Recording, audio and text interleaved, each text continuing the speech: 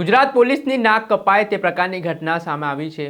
અમદાવાદના પાલડી 4 રસ્તા પાસે ટ્રાફિક હેડ કોન્સ્ટેબલની દાદાગીરીનો એક વિડીયો વાયરલ થયો છે, પરંતુ આ ટ્રાફિક હેડ કોન્સ્ટેબલ એટલા ભાન ભૂલી ગયા કે મહિલા પર જ લાફો ઝીંકવા લાગ્યા। આ ઘટનાથી વિવાદ વકર્યો છે ને આ હેડ કોન્સ્ટેબલ સામે ગુનો નોંધવા માટે માંગ પણ ઉઠી છે। આ મામલે હવે વડગામના કોંગ્રેસના ધારાસભ્ય જિગ્નેશ મેવાણી મેદાને આવ્યા છે ને તેમણે આક્રોશ સાથે આ વિડીયો છે તે ગૃહમંત્રી હર્ષ સંઘવીને મોકલો, ડીજીપીને મોકલો તેવી માંગ। વૈષ્ણવજન તો તેને કહીએ જે પીડ પરાઈ જાનાને રે। નમસ્કાર દર્શક મિત્રો, નવજીવન ન્યૂઝમાં આપનું સ્વાગત છે। હું છું ફૈઝાન।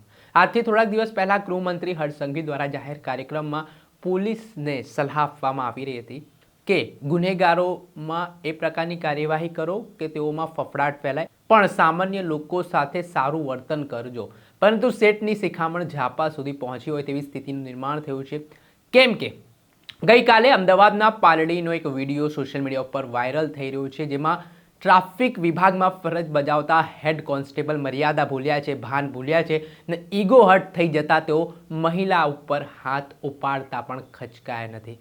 જી, આમ તો ગુજરાત પોલીસ એ શિસ્તબદ્ધ પોલીસ છે। કેટલાક જાબાઝ એવા અધિકારીઓ છે જેમણે ગુજરાત પોલીસની સાખ છબી સારી બનાવી છે, પણ આવા કર્મચારીઓ અને અધિકારીઓના કારણે ગુજરાત પોલીસની છબી ખરડાઈ રહી છે, પોલીસ બદનામ થઈ રહી છે તેવી સ્થિતિનું નિર્માણ થયું છે।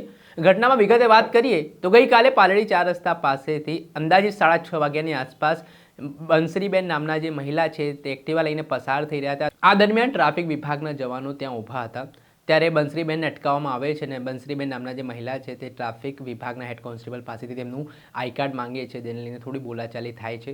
વાત આટલેથી નથી અટકતી। બંસરીબેન જે તે આઈડી કાર્ડ જ્યારે હેડ કોન્સ્ટેબલને પરત તેમને આપે છે ને અચાનક આઈડી કાર્ડ નીચે પડી જાય છે અને ત્યારબાદ ઈગો હર્ટ થાય છે આ હેડ કોન્સ્ટેબલનો અને મહિલા જે હતા તેમને જ અને જે મહિલા હતા તેમના પર લાફાવાડી કરવા લાગે છે। આ ઘટનાનો વિડીયો વાયરલ થયો છે। આને લઈને વડગામના કોંગ્રેસના ધારાસભ્ય જિગ્નેશ મેવાણી રોષે ભરાયા છે।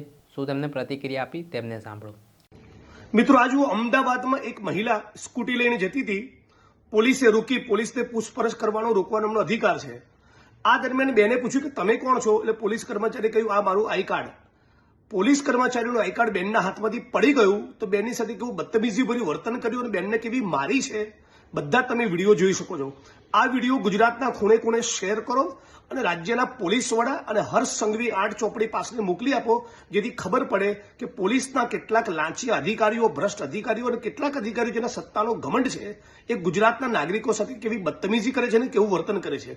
આપણે બધા સાથે મળીને માંગણી કરીએ કે આ પોલીસ કર્મચારીની સામે ગુનો દાખલ થવો જોઈએ અને જે પોલીસ સ્ટેશનના હદ વિસ્તારમાં ઘટના બની છે એ જ પોલીસ સ્ટેશનના લોકઅપમાં આ પોલીસ કર્મચારીને રાખવામાં આવે।